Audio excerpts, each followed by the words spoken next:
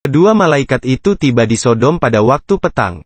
Lot sedang duduk di pintu gerbang Sodom dan ketika melihat mereka, bangunlah ia menyongsong mereka, lalu sujud dengan mukanya sampai ke tanah, serta berkata, "Tuan-tuan, silakanlah singgah ke rumah hambamu ini, bermalamlah di sini dan basuhlah kakimu, maka besok pagi tuan-tuan boleh melanjutkan perjalanannya."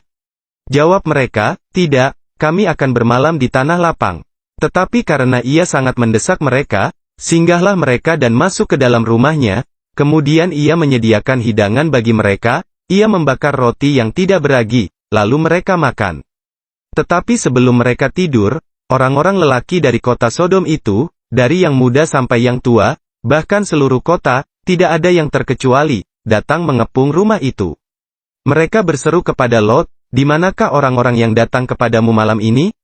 Bawalah mereka keluar kepada kami, supaya kami pakai mereka." Lalu keluarlah Lot menemui mereka, ke depan pintu, tetapi pintu ditutupnya di belakangnya, dan ia berkata, "Saudara-saudaraku, janganlah kiranya berbuat jahat.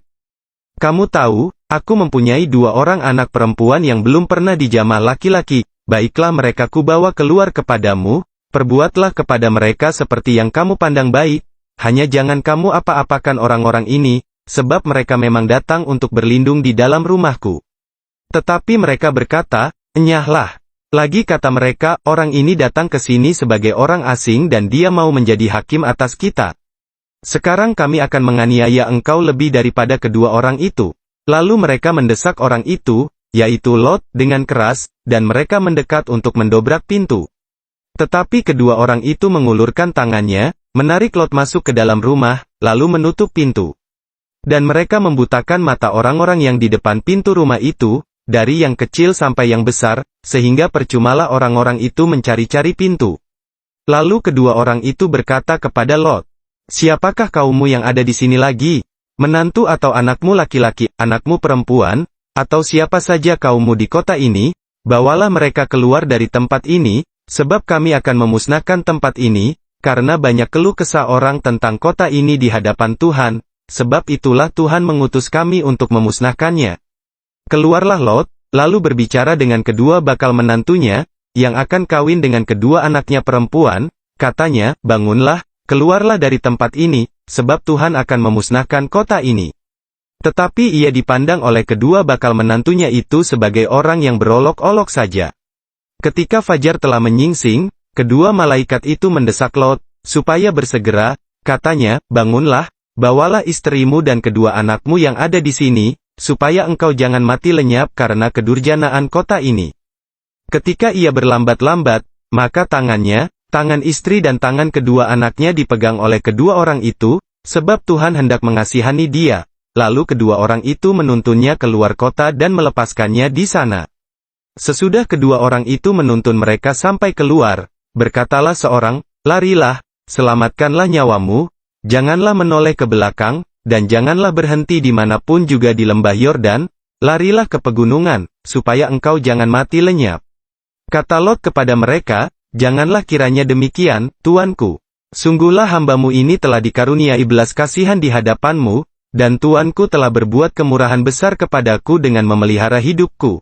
Tetapi jika aku harus lari ke pegunungan, pastilah aku akan tersusul oleh bencana itu, sehingga matilah aku. Sungguhlah kota yang di sana itu cukup dekat kiranya untuk lari ke sana, kota itu kecil, izinkanlah kiranya aku lari ke sana. Bukankah kota itu kecil? Jika demikian, nyawaku akan terpelihara." Sahut malaikat itu kepadanya, "Baiklah, dalam hal ini pun permintaanmu akan kuterima dengan baik, yakni kota yang telah kau sebut itu tidak akan kutunggang balikan. Cepatlah, larilah ke sana, sebab aku tidak dapat berbuat apa-apa, sebelum engkau sampai ke sana." Itulah sebabnya nama kota itu disebut Zoar. Matahari telah terbit menyinari bumi, ketika Lot tiba di Zoar.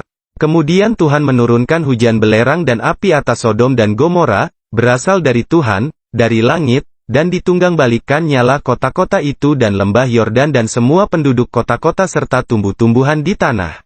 Tetapi istri Lot, yang berjalan mengikutnya, menoleh ke belakang, lalu menjadi tiang garam.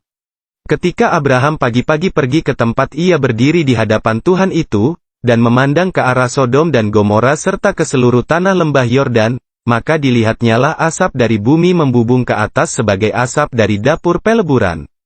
Demikianlah pada waktu Allah memusnahkan kota-kota di lembah Yordan dan menunggangbalikkan kota-kota kediaman Lot, maka Allah ingat kepada Abraham, lalu dikeluarkannyalah Lot dari tengah-tengah tempat yang ditunggangbalikan itu.